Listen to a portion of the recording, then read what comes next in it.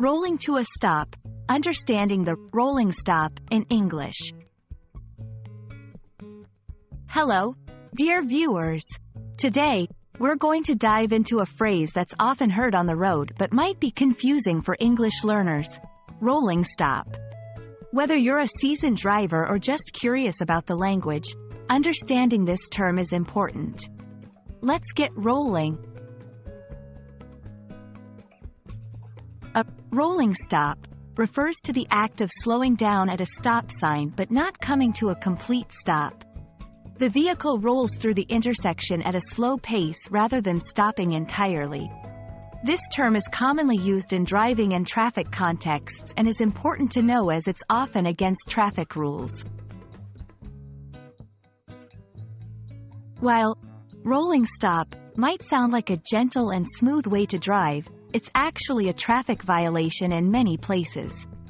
A complete stop means the wheels of the vehicle must cease moving completely. So, when you hear rolling stop, think of it as something you should not do when driving. Let's see how rolling stop can be used in sentences. The driver made a rolling stop at the sign and got a ticket.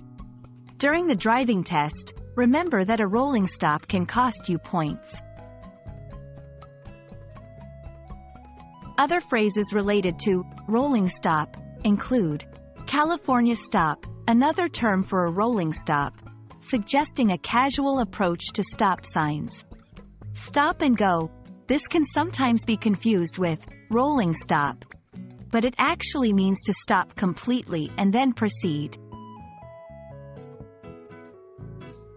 And that's a wrap on the rolling stop.